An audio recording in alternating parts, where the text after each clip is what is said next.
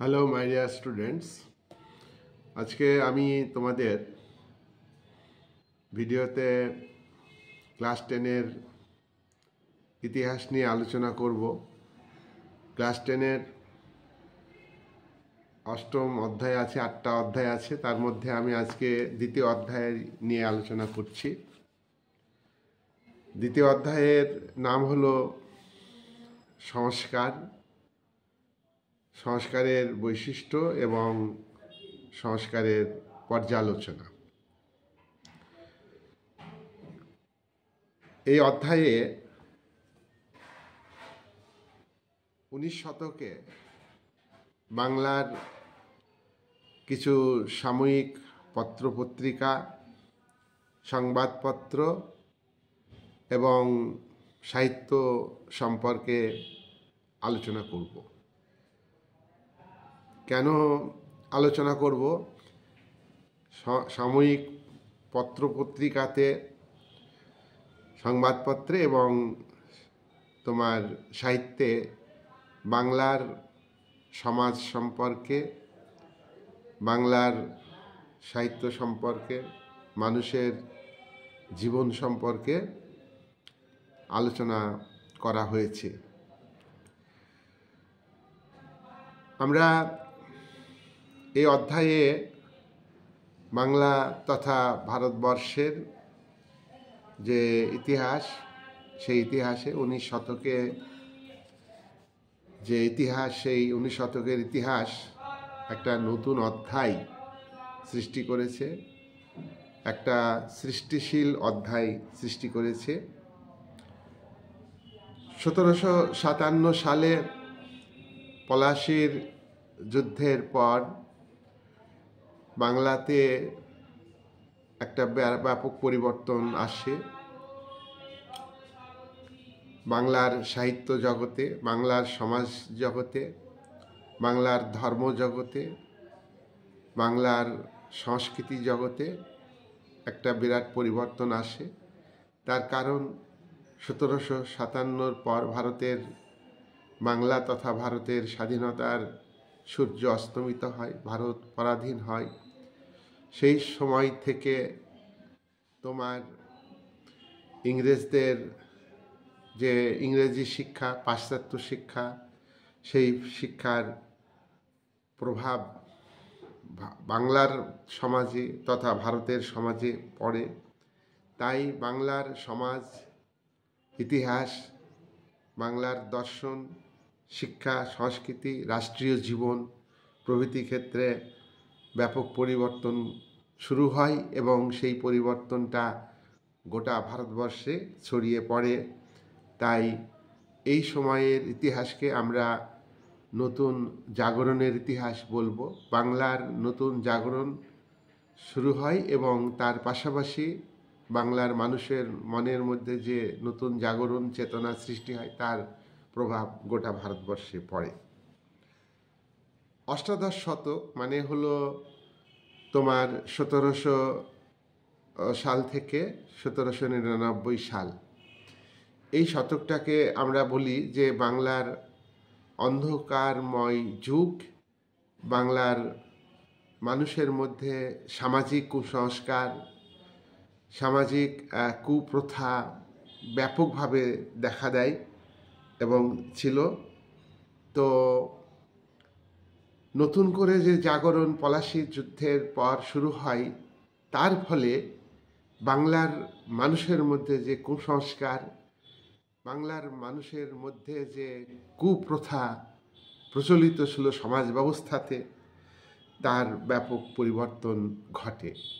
আমরা দেখেছি রাজা রামমোহন রায় সামাজিক আন্দোলন করেন, ধর্ম সংস্কার আন্দোলন করেন, শিক্ষা সংস্কার আন্দোলন করেন। শিক্ষার ক্ষেত্রে তিনি পাশ্চাত্য শিক্ষা প্রচলনের পক্ষে আন্দোলন করেন। সামাজিক যে কুসংস্কার, তার বিরুদ্ধে তিনি রুখে দাঁড়ান। সামাজিক কুসংস্কারের বিরুদ্ধে রুখে দাঁড়ান বলেই 1829 সালে লর্ড উইলিয়াম বেন্টিং সতীদাহ প্রথা রদ আইন পাশ করেন।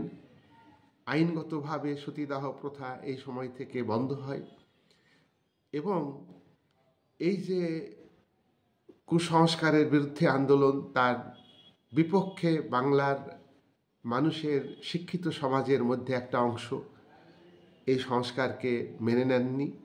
তারা রক্ষণশীল শিক্ষিত সমাজ, তারা পাশ্চাত্য শিক্ষাকে গ্রহণ করতে চাননি।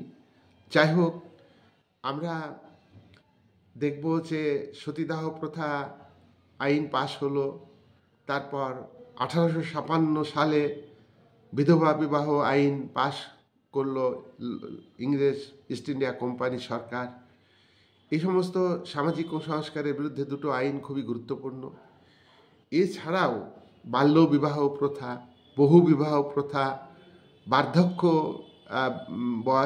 বৃদ্ধ বয়সে বিবাহ, তোমার শিশুদের মেয়েদের মধ্যে যে বাল্য বিবাহ প্রথা, সেটা সমাজের পক্ষে খুব ক্ষতিকর, মানুষের জীবনে ভয়াবহ ক্ষতিকর। এই সমস্ত প্রথাগুলো, তার বিরুদ্ধে আমরা দেখব যে সোচ্চার হয়েছে আমাদের কিছু সংস্কারবাদী নেতা। এক্ষেত্রে আমরা রামমোহনের নাম উল্লেখ করেছি, আমরা বিদ্যাসাগরের নামও উল্লেখ করতে পারি। যাই হোক, এই যে সামাজিক ক্ষেত্রে একটা বিরাট পরিবর্তন আসে, সেই পরিবর্তনগুলো কিভাবে এসছে তা আমরা কয়েকটা পত্রিকার কথা উল্লেখ করলে আমরা স্পষ্টভাবে ধারণা লাভ করতে পারব। আমরা প্রথমেই একটা পত্রিকার কথা উল্লেখ করব, বামা বোধিনী পত্রিকা। এই বামা বোধিনী পত্রিকার মূল কথা হলো, এই পত্রিকার মাধ্যমে নারী কল্যাণ সম্পর্কে প্রচার করা হয়।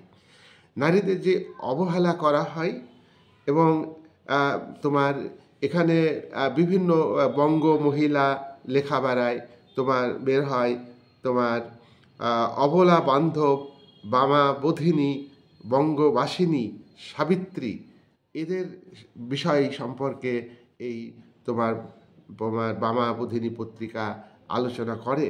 বামা বোধিনী পত্রিকা তোমার এই যে নারী কল্যাণ কামী মানুষ কেশবচন্দ্র সেনের নেতৃত্বে বামা বোধিনী সভা গঠন করে। বামা বোধিনী সভার মুখপাত্র হলো তোমার বামা বোধিনী পত্রিকা। এই পত্রিকার সম্পাদক হলেন উমেশচন্দ্র দত্ত।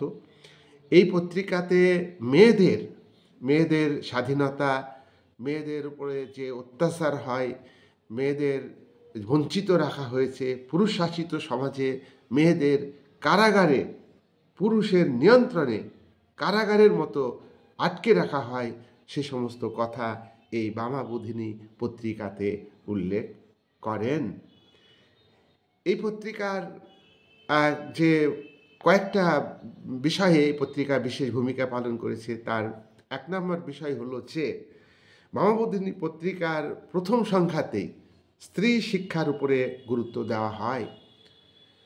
বামা বোধিনী সভা এবং বামা বোধিনী পত্রিকাতে উল্লেখ হয় যে নারীরা বঞ্চিত, সমাজের পরিবার থেকে শুরু করে সমাজ, রাষ্ট্রীয় জীবনে নারীরা বঞ্চিত, লাঞ্ছিত, অত্যাচারিত। তাই নারীদের মধ্যে শিক্ষা আনতে হবে। শিক্ষা মানুষের চেতনা আনে। কিন্তু প্রচলিত সমাজের, সমকালীন সমাজের যারা রক্ষণশীল শিক্ষিত মানুষ, তারা রক্ষণশীল, তারা পরিবর্তন বিমুখ, পরিবর্তন চান না। তাদের মতে শিক্ষিত নারী হলো তোমার অশুভের প্রতীক। এই জায়গায় দাঁড়িয়ে এই বক্তব্যের বিরুদ্ধে বামা বোধিনী পত্রিকা তোমার ব্যাপকভাবে প্রচার শুরু করে, বহু শিক্ষিত মানুষের মধ্যে প্রভাব বিস্তার করবার চেষ্টা করে। বামা বোধিনী পত্রিকা বিভিন্ন যুক্তি খাড়া করেন। নাম্বার 2, বাল্য বিবাহের বিপক্ষে বামা বোধিনী পত্রিকা সোচ্চার হয়। বাল্য বিবাহ যে ক্ষতিকর, তোমার বাল্য বিবাহ অল্প আয়ু সন্তানের জন্ম দেয়। বাল্য বিবাহ হলে ক্ষীণবল সন্তানের জন্ম দেয়। অল্প বয়সে বিয়ে হলে তার মানসিক এবং শারীরিক বিকাশ ঘটে না। এই সমস্ত বক্তব্য বামাবোধিনী পত্রিকাতে তুলে ধরা হয়। 3 নাম্বার, বামাবোধিনী পত্রিকা ঘোষণা করে যে বার্ধক্য বিবাহ হলে, অসম বিবাহ হলে, বেশি বয়সে পুরুষের বিবাহ হলে কি ক্ষতি হতে পারে, সেখানে স্বামী স্ত্রীর মধ্যে মানসিকতার ক্ষেত্রে পার্থক্য দেখা দিবে, অসামঞ্জস্য দেখা দিবে, এবং এবং এবং স্বামী মারা যাওয়ার পরে স্ত্রী অসহায় হবে। এই সমস্ত বক্তব্য ত্রুটিগুলো বামাবোধিনী পত্রিকা তুলে ধরে। 4 নাম্বার, এই পত্রিকাতে আরও একটা বিষয় উল্লেখ করা হয়, গল্প তুলে ধরে, কবিতা তুলে ধরে মেয়েদের যে কৃতিত্ব, যুগে যুগে মেয়েরা যে কৃতিত্বের, তাদের যে সাফল্যর দিক বিভিন্ন দেশে, এই সমস্ত কথা কবিতার মধ্য দিয়ে সাহিত্যের উল্লেখ আছে। এই সমস্ত বক্তব্য এই পত্রিকাতে তুলে ধরা হয়।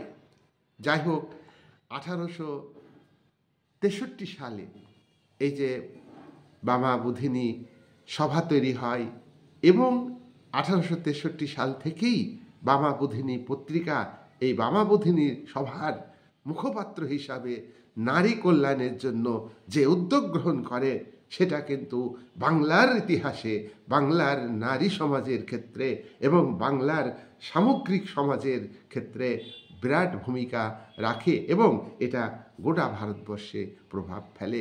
এবং 1863 সাল থেকে 1923 সাল পর্যন্ত বামাবোধিনী পত্রিকার যে বক্তব্য, তার দ্বারা মানুষ প্রভাবিত হয়েছে এবং কৃতিত্বের দাবি রাখে, সে বিষয়ে কোনো সন্দেহ নেই। নেক্সট হচ্ছে হিন্দু প্যাট্রিয়ট পত্রিকা। এই হিন্দু প্যাট্রিয়ট পত্রিকা এটা 1853 সালে প্রকাশিত হয়। এই হিন্দু প্যাট্রিয়ট পত্রিকার সম্পাদক হলেন হরিশচন্দ্র মুখোপাধ্যায়। হরিশচন্দ্র মুখোপাধ্যায় তিনি হিন্দু প্যাট্রিয়ট পত্রিকাতে সমাজ সচেতনতা বৃদ্ধি করবার জন্যে এবং রাজনৈতিক দুর্নীতি, যে রাজনীতির মাধ্যমে বাংলার মানুষকে তথা ভারতের মানুষকে যেভাবে নিষ্পেষণ করা হচ্ছে, অত্যাচার করা হচ্ছে, সেই কথাগুলো তুলে ধরেন এবং সরকারের কাছে তিনি তার পত্রিকার মধ্য দিয়ে, হিন্দু প্যাট্রিয়ট পত্রিকার মধ্য দিয়ে তার বক্তব্যকে তুলে ধরেন। তিনি কয়েকটা বিষয় বিশেষভাবে উল্লেখ করেন। 1 নম্বর বিষয়, হরিশচন্দ্র মুখোপাধ্যায় তিনি বলেন যে লর্ড ডালহৌসি ঘোর সাম্রাজ্যবাদী, চরম সাম্রাজ্যবাদী। তিনি সাতারা, সম্বলপুর, নাগপুর, অযোধ্যা, ঝাঁসি, এই সমস্ত রাজ্যগুলো, এছাড়া অনেক রাজ্য একের পর এক গ্রাস করে যাচ্ছেন সত্যবিলোপ নীতির মাধ্যমে। এটা নগ্ন চরিত্র তার। তিনি বলেছেন যে একজন শয়তান মানুষের থেকেও তোমার ডালহৌসির সাম্রাজ্য বিস্তারের যে পদ্ধতি, সেটা তোমার নক্করজনক এবং ভয়ানক ক্ষতিকর। একজন শয়তান ব্যক্তির থেকেও ডালহৌসির এই নীতি জঘন্য, এটাকে মানা যায় না। নাম্বার 2, হরিশচন্দ্র মুখোপাধ্যায় তার হিন্দু প্যাট্রিয়টের দ্বিতীয় বক্তব্য তুলে ধরেন। সেখানে বলেছেন যে 1855 সালে যে সাঁওতাল বিদ্রোহ হয়, সাঁওতাল বিদ্রোহ আদিবাসী সম্প্রদায়ের মানুষের বিদ্রোহ। সাঁওতালদের উপর জমিদার, বাইরে থেকে যাওয়া জমিদার, বাইরে থেকে যাওয়া মহাজন, তারা অত্যাচার করত, নিপীড়ন করত, এবং সরকার, ইস্ট ইন্ডিয়া কোম্পানির সরকার সেখানে চুপ করে বসে থাকত। তারা পরোক্ষভাবে জমিদারদের, পরোক্ষভাবে মহাজনদের সমর্থন করত। এই সাঁওতাল বিদ্রোহের সময় যে ব্যাপক আন্দোলন সংগঠিত হয়েছে, তোমার তীর ধনুক নিয়ে লড়াই হয়েছে সাঁওতালদের নেতৃত্বে, সিধু কানু ডহর, চাঁদ ভৈরব এদের নেতৃত্বে। সেই আন্দোলনকে তিনি সমর্থন করেন, কিন্তু আন্দোলনকে সমর্থন করেন এবং আন্দোলনের ফলে যে ব্রিটিশ ইস্ট ইন্ডিয়া কোম্পানি সরকারের যে দমনমূলক নীতি, অত্যাচারমূলক নীতি, সাঁওতালদের উপর অত্যাচার হয়েছে, তাদেরকে তাদের মুরগি, তাদের গরু, ছাগল, এই সমস্ত পশু তারা নিয়েছে, তাদের উপরে যে অত্যাচার করেছে, সরকারি বিদ্রোহের যে সরকার যে বিদ্রোহের জন্য দায়ী, এই বক্তব্য তিনি হিন্দু পেট্রিয়ট বক্তব্যে তুলে ধরে, গ্রন্থে, পত্রিকাতে তুলে ধরেছেন। 3 নম্বর, হিন্দু পেট্রিয়ট পত্রিকাতে হরিশ্চন্দ্র মুখোপাধ্যায় জমিদারদের অত্যাচারের কথা তুলে ধরেছেন। হরিশ্চন্দ্র মুখোপাধ্যায় লর্ড কর্নওয়ালিস প্রবর্তিত চিরস্থায়ী বন্দোবস্তকে সমর্থন করেছেন। চিরস্থায়ী বন্দোবস্তকে সমর্থন করলেও জমিদারদের অত্যাচার, নিপীড়ন, তারা যে কৃষকদের উপর অত্যাচার করেছে, নিপীড়ন করেছে, শোষণ করেছে, এই অত্যাচারের বিরুদ্ধে তিনি এই পত্রিকাতে বক্তব্য তুলে ধরেছেন। তিনি বলেছেন, অতি লোভী, স্বার্থলোভী, অত্যাচারী জমিদার, তাদেরকে সমর্থন করা যায় না। এক্ষেত্রে সরকারের উচিত এদের বিরুদ্ধে ব্যবস্থা নেওয়া। 4 নম্বর বক্তব্য তার সিপাহী বিদ্রোহ 1857 সালে সিপাহী বিদ্রোহ শুরু হয়। এই বিদ্রোহ মহাবিদ্রোহে পরিণত হয়, গোটা ভারতবর্ষে ছড়িয়ে পড়ে। সিপাহী বিদ্রোহে হরিশ্চন্দ্র মুখোপাধ্যায় তিনি যুক্ত হতে পারেননি, সরাসরি সমর্থন করতে পারেননি। তার উপায় ছিল না সমর্থন করার, নিরুপায় হয়ে তিনি ছিলেন। তবুও তিনি বিদ্রোহ দমনে সরকার যে কঠোর ব্যবস্থা নিয়েছিল তার সমালোচনা তিনি তার পত্রিকাতে উল্লেখ করেছেন। তারপর 5 নম্বর বক্তব্য, সিপাহী বিদ্রোহের পর ব্রিটেনের রানী ভিক্টোরিয়া তিনি ঘোষণা করেন যে এখন থেকে ভারতের উপনিবেশ শাসন করবে ব্রিটিশ সরকার। এত বড় উপনিবেশের দায়িত্ব ইস্ট ইন্ডিয়া কোম্পানির হাতে দেওয়া যাবে না। এর আগে ইস্ট ইন্ডিয়া কোম্পানি সরকারের বিরুদ্ধে ছোট ছোট অনেক বিচ্ছিন্ন বিক্ষিপ্ত বিদ্রোহ হয়েছে, কিন্তু এই মহাবিদ্রোহ একটা সংগঠিত বিদ্রোহ। এই বিদ্রোহের পরে যদি কোম্পানির হাতে শাসন থাকে তাহলে ইংরেজ সরকারের পক্ষে ক্ষতি হবে। তাই তিনি ব্রিটিশ পার্লামেন্টে যে ভারত শাসন আইন পাশ হয় 1858 সালে, সেই আইন অনুযায়ী ভারতবর্ষে শাসনের দায়িত্ব সরাসরিভাবে ইংরেজ সরকার হাতে ন্যস্ত করেন। তো ইস্ট ইন্ডিয়া কোম্পানির হাত থেকে কেড়ে নিয়ে ইংরেজ সরকারের হাতে ন্যস্ত করেন মহারানী ভিক্টোরিয়া। এই সময়ে 1858 সালে ভারত শাসন আইন অনুযায়ী যেই ভারতে সরাসরি ইংরেজ শাসন চালু হলো, ইংরেজ সরকার চালু করলো, সেই বছর থেকেই তোমার নীলকর সাহেবরা নীল চাষ করতে বাংলার চাষিদের জোর করে বাধ্য করে। 18 শতকে শিল্প বিপ্লব হয়েছে, ইংল্যান্ডে শিল্প বিপ্লব হয়েছে, বস্ত্র শিল্পের উন্নতি হয়েছে, কিন্তু বস্ত্র রং করার জন্যে যে রং দরকার, তার জন্যে রঞ্জন শিল্প গড়ে তোলা দরকার। ইংল্যান্ডে তখন রঞ্জন শিল্প গড়ে ওঠেনি। তাই রং করার জন্যে প্রয়োজন হয়, তোমাকে বস্ত্র রং করার জন্য প্রয়োজন হয় রঙে। তখন ভারতবর্ষে অবস্থিত ব্যবসায়ীরা, বণিকরা, তারা নীল চাষ করায় চাষিদের। এই যে নীল চাষি, তারা চাষ করতে রাজি না হলেও তাদের উপরে জোর খাটানো হতো, ছলে বলে কৌশলে তাদেরকে ঋণ দিত নীল চাষিদের। তারা ঋণের মধ্যে জর্জরিত ছিল। ঋণ পরিশোধ করলেও, ঋণের টাকা তারা শোধ করলেও খাতায় কাটতো না যে শোধ হয়ে গেল, পরে আবার দাবি করত।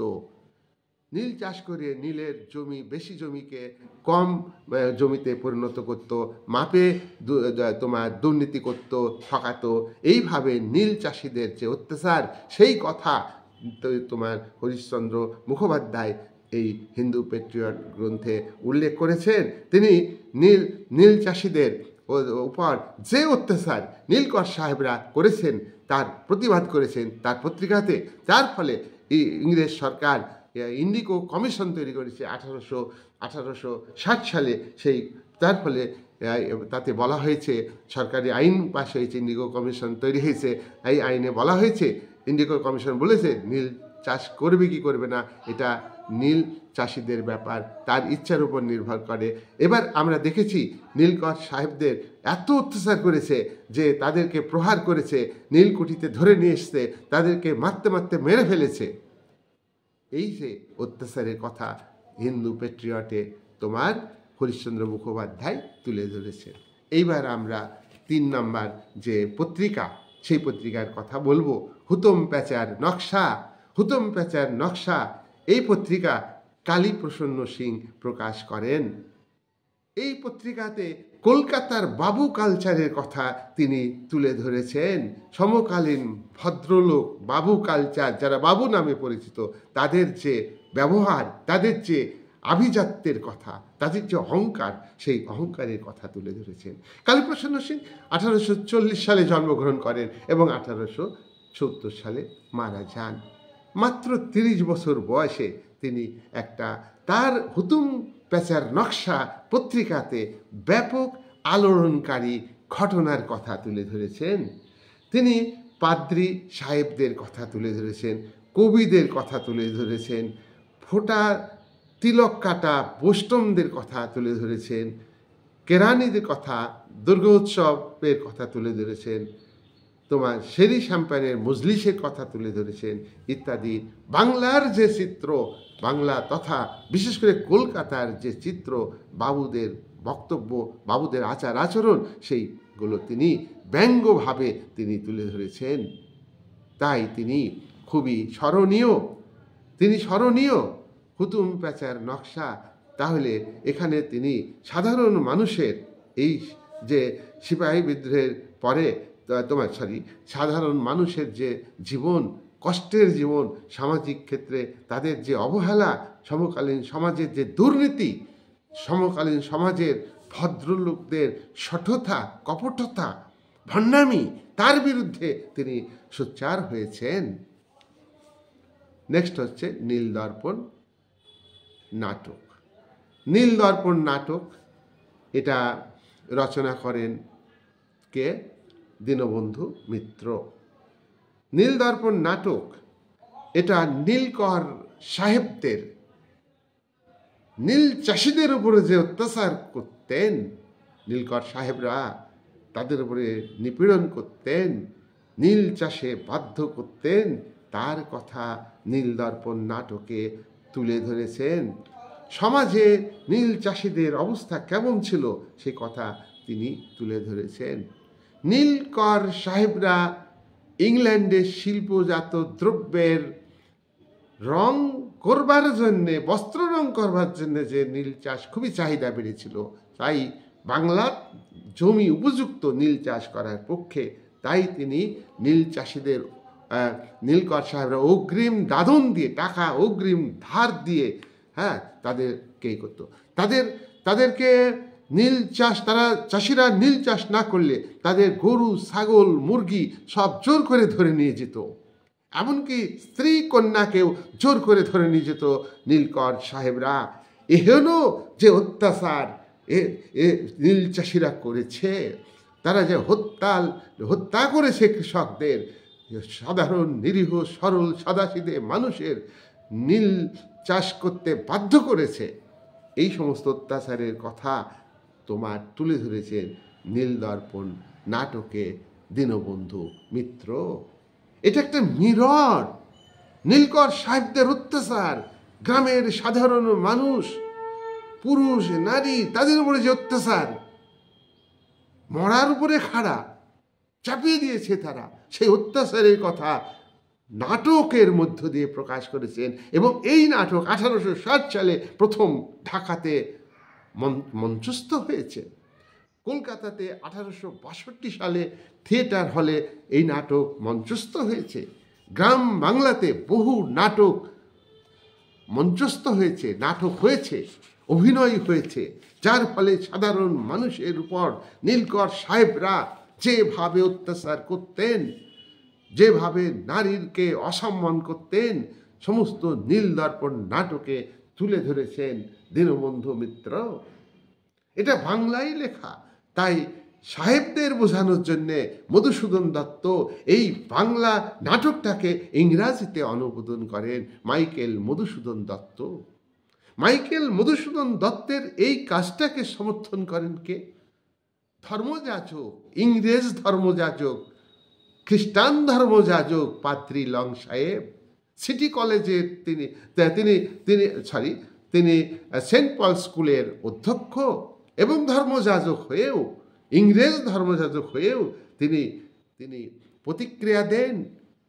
তিনি নীলকর সাহেবদের অত্যাচারের কথাকে তিনি সমর্থন করেননি, বিরোধিতা করেছেন।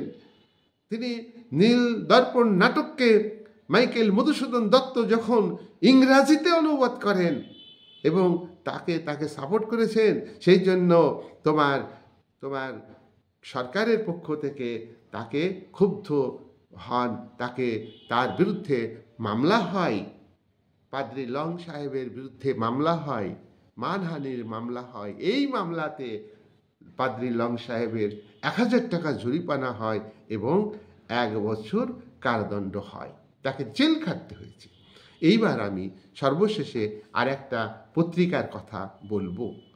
তাহলে আমরা দেখব, আমি আরেকটু সামাপ করি। নীল দর্পণ নাটকের মধ্য দিয়ে ব্যাপক আলোড়ন সৃষ্টি করেছে বাংলার গ্রাম, বাংলার মানুষের মধ্যে।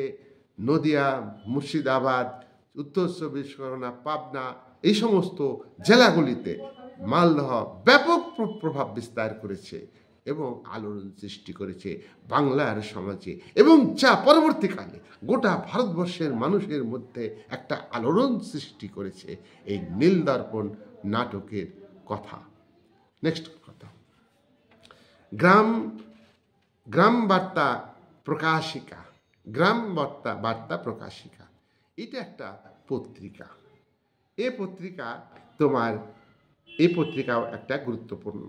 এই পত্রিকা প্রকাশিত হয় কত সালে? 1863 সালে।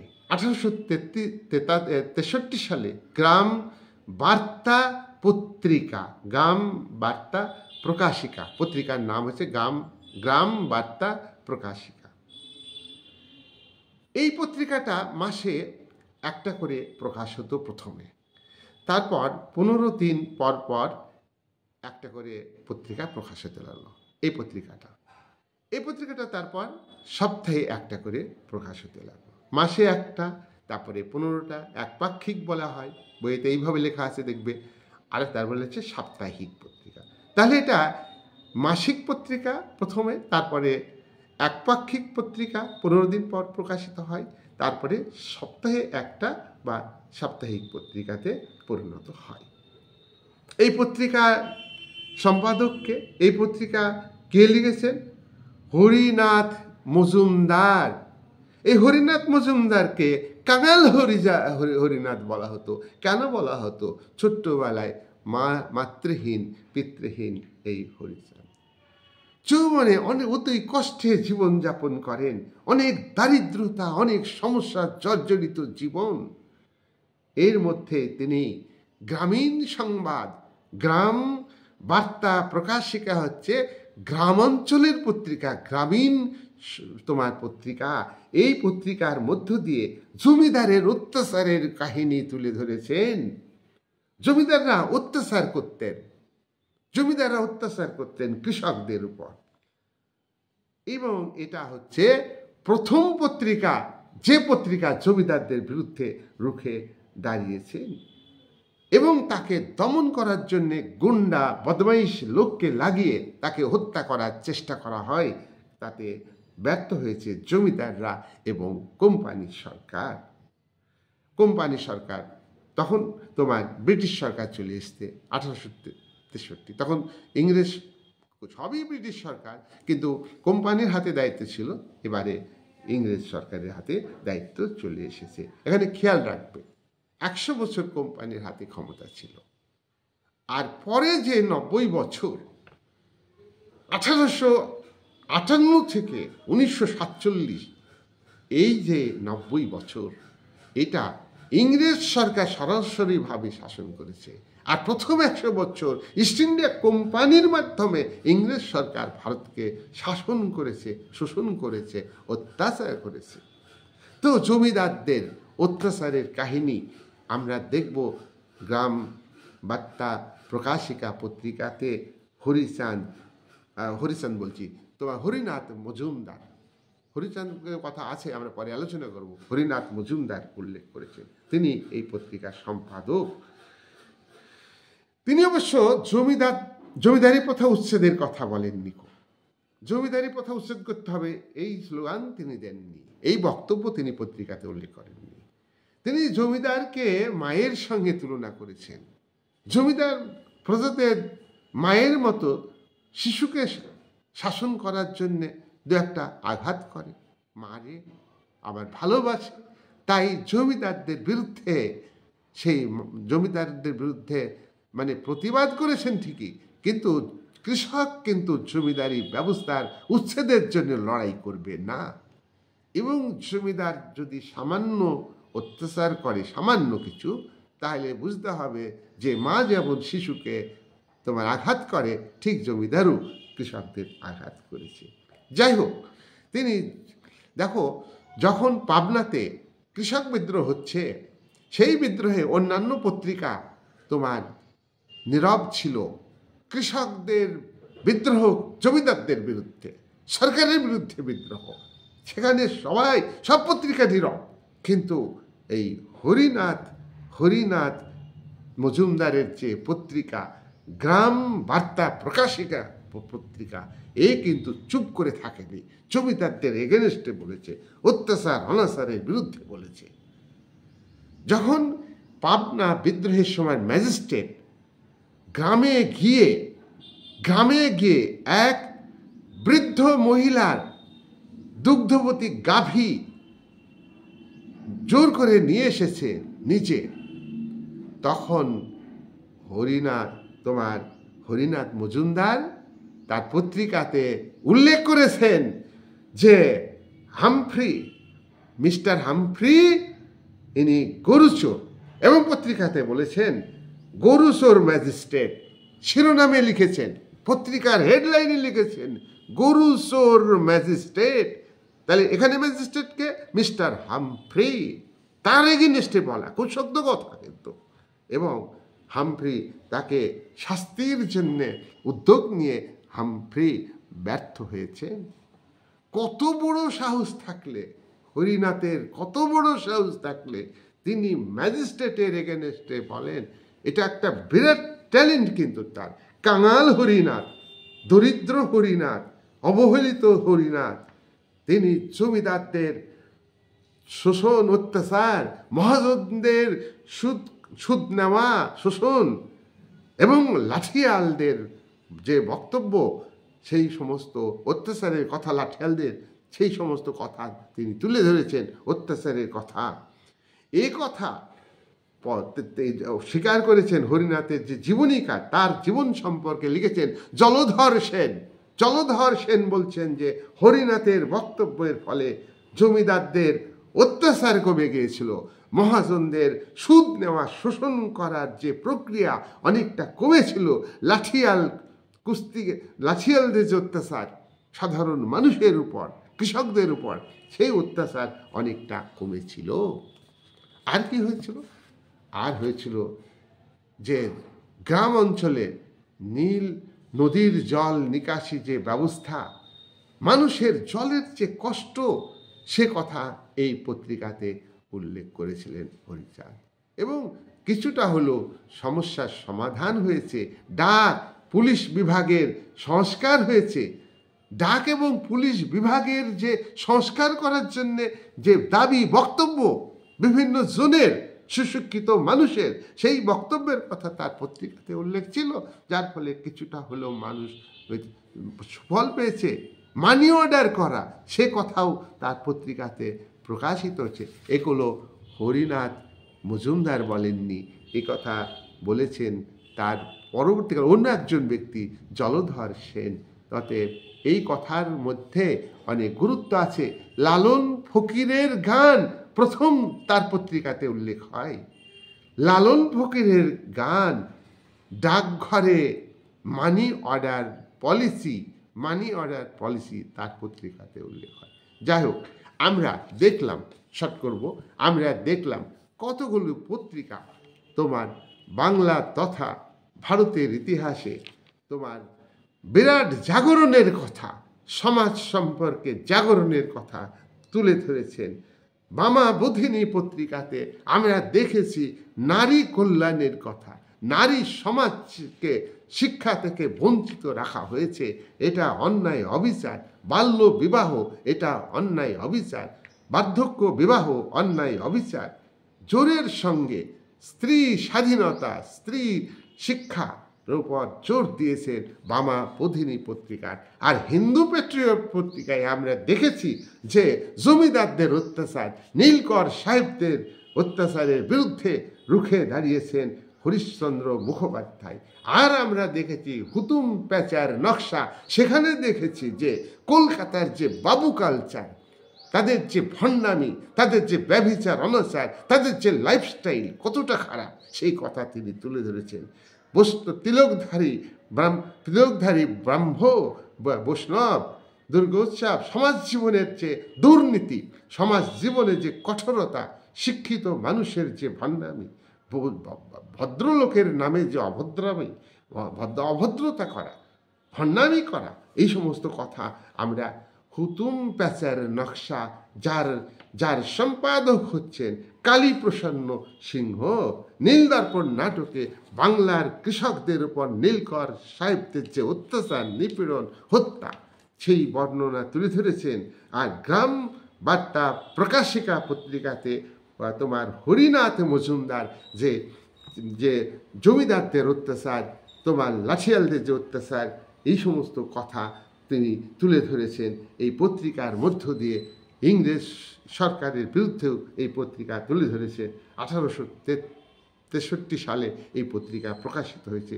এইগুলো নিয়ে আজকে আমি আলোচনা করলাম। আমি পরবর্তী ভিডিও বানাবো এই চ্যাপ্টারে, দ্বিতীয় চ্যাপ্টারে আমরা ভিডিও বানাবো। দ্বিতীয় চ্যাপ্টার মানে হলো সংস্কারের চ্যাপ্টার, সংস্কারের বৈশিষ্ট্য কী বাংলা তথা ভারতবর্ষের ইতিহাসে, এবং পর্যালোচনা। এই বক্তব্য বলে আজকের মতো আমার এই ভিডিও শেষ করছি। আমার ভিডিও শুনবে ভালো করে, যারা এবছরে পরীক্ষা দিচ্ছ তারা উপকার পাবে, সামনের বছরের জন্যও পাবে। তাই আমি বলবো এই ভিডিওটা একটু সময় দিয়ে শুনবে এবং আমার চ্যানেলকে সাবস্ক্রাইব করবে, পাশে থাকবে, এই বলেই আমার আলোচনা আজকের ভিডিওতে শেষ করলাম। পরবর্তী ভিডিওতে আবার আলোচনা হবে, আবার দেখা হবে। ভালো থাকবে। Thank you so much.